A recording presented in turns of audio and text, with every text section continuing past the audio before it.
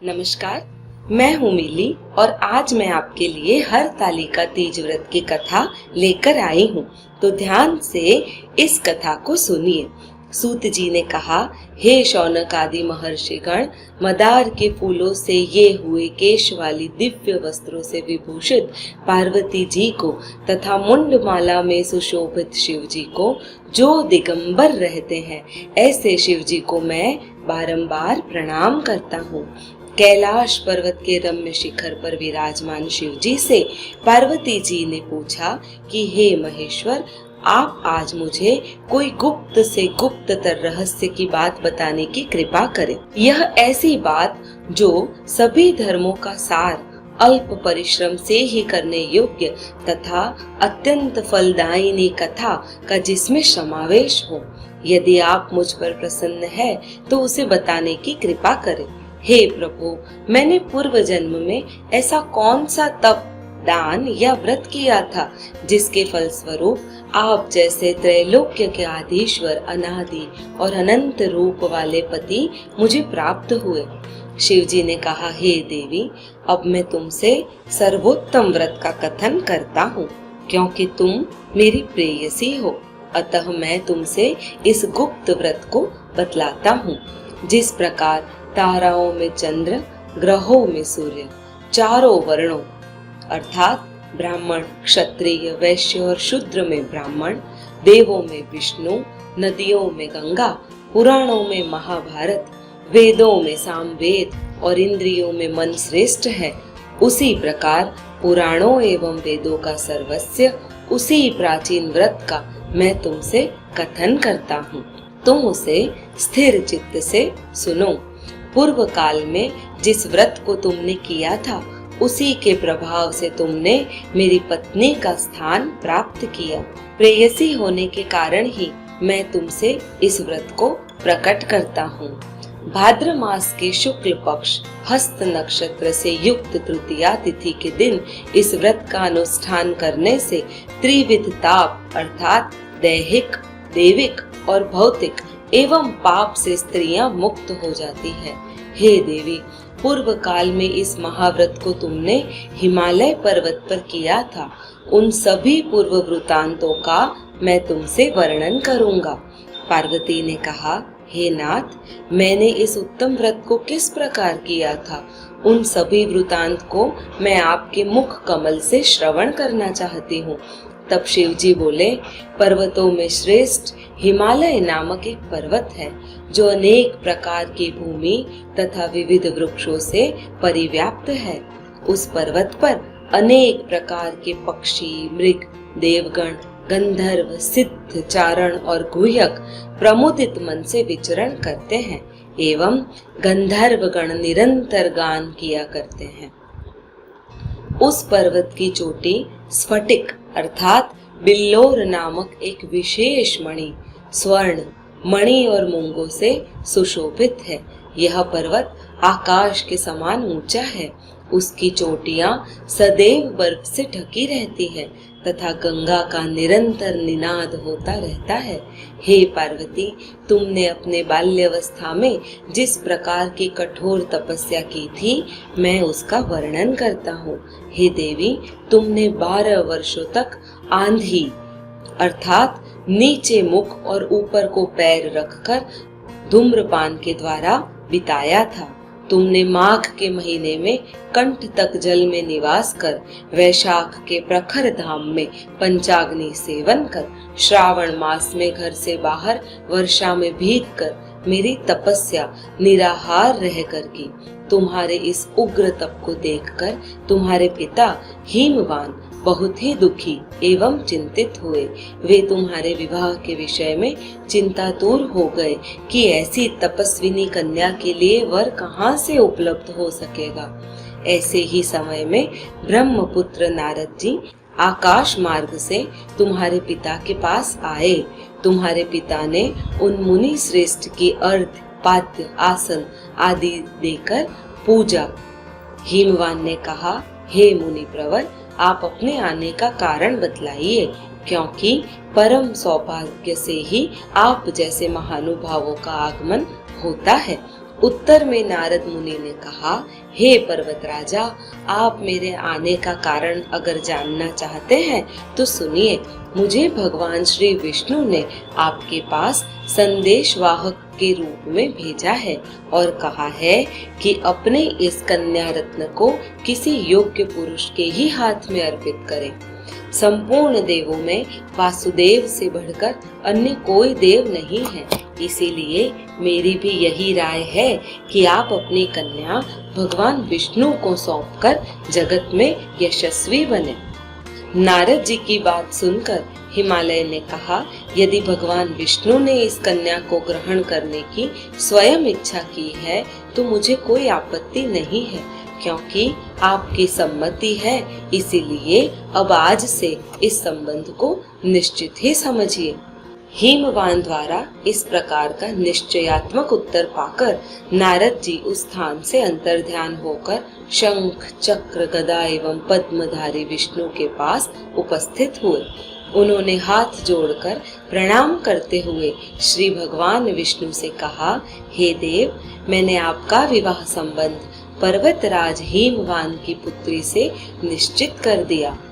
उधर हिमवान ने प्रसन्न होकर तुमसे कहा है कि हे पुत्री, मैंने तुम्हारा विवाह भगवान विष्णु के साथ पक्का कर लिया है। पिता द्वारा विपरीतार्थक वाक्य सुनकर तुम अपनी सखी के घर चली गई और वहीं भूमि पर लुंठित होकर अत्यंत विलाप करने लगी। तुम्हें रुदन करते देखकर तुम्हारी सहेलियों ने तुमसे पूछा कि हे देवी, तुम अपने दुख का कारण बतलाओ। हम सभी निसंदेह आपका कार्य पूरा करेंगी। सखियों द्वारा आश्वासन पाकर तुमने उत्तर दिया, हे सखी, आप सभी सुनिए, मेरी इच्छा महादेव जी के साथ विवाह करने की है, परंतु मेरे पिता ने मेरी इच्छा के विरुद्ध कार्य किया है, अर्थात उन्होंने विष्णु भगवान के साथ विवाह करने का नारद जी को वचन दे दिया है। इसीलिए सखियों, अब मैं अपने इस शरीर का निश्चित रूप से परित्याग करूंगी। तब तुम्हारी बात सुनकर सखियों ने कहा, तुम घबराओ नहीं, हम और तुम दोनों ही किसी ऐसे घनघोर वन में निकल चले जहाँ पर तुम्हारे पिता न पहुँच सके। इस प्रकार की गुप्त मंत्रणा करके तुम अपनी सखियों के साथ निर्जन वन में पलायन कर गई। तदंतर तुम्हारे पिता हिमवान ने पास पड़ोस के प्रत्येक घरों में तुम्हारी खोज की, किंतु तुम्हारा कहीं भी पता न लगा। तुम्हारे पिता ने तुम्हें न पाकर मन में संदेह किया कि कहीं किसी देव, दानव, किन्नर आदि ने तो मेरी पुत्री का अपहरण नहीं किया है ना। वे यह सोच में पड़ गए कि अब मैं नारद जी को क्या जवाब दूंगा, क्योंकि मैंने उनसे विष्णु के लिए पुत्री के विवाह का वचन दिया था। अब मैं उपहास का पात्र बनूंगा। ऐसा सोचते सोचते वे घबराकर मूर्छित हो गए। उनके संज्ञा शून्य होते ही सभी लोग उनके समीप एकत्रित होकर उनसे पूछने लगे कि हे पर्वतराज, आप अपनी मूर्छित अवस्था का कारण मुझे बतावें। कुछ स्वस्थ होने के बाद हिमालय ने उन लोगों से कहा, मेरी कन्या का किसी ने अपहरण कर लिया है, अथवा हो सकता है किसी विषधर सर्प ने डस लिया हो, अथवा सिंह, व्याघ्र आदि किसी हिंसक पशु ने भक्षण कर लिया हो। यही मेरे दुख का कारण है। न जाने मेरी पुत्री कहाँ चली गई, अब मैं क्या करूं? ऐसा कहते हुए हिमालय इस प्रकार कांपने लगे जैसे किसी प्रचंड आंधी में वृक्ष हिलने लगते हैं।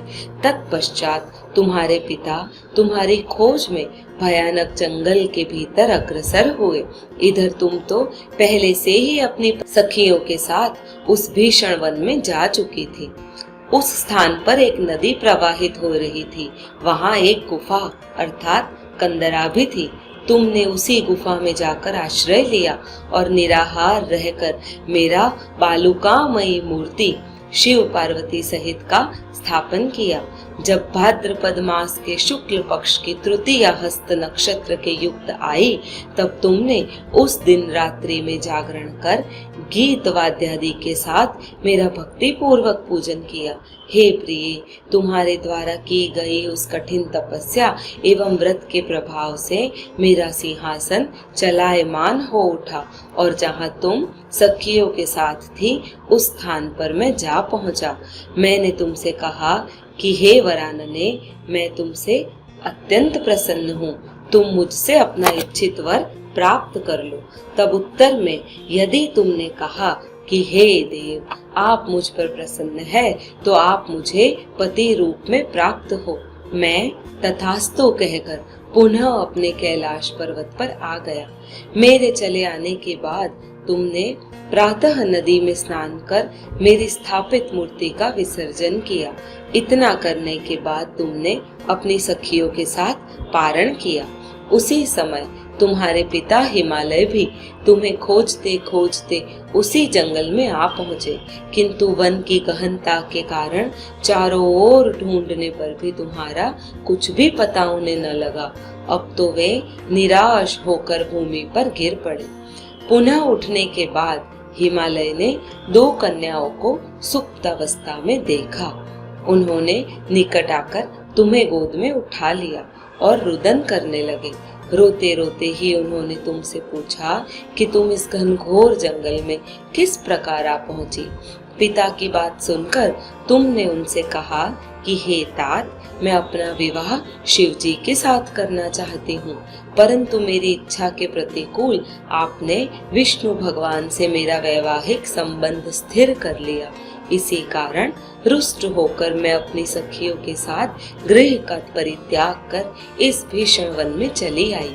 हे तात, यदि आप मुझे घर ले जाना चाहते हैं तो मुझे महादेव जी से विवाह करने की आज्ञा दीजिए। मेरा ऐसा ही दृढ़ निश्चय है।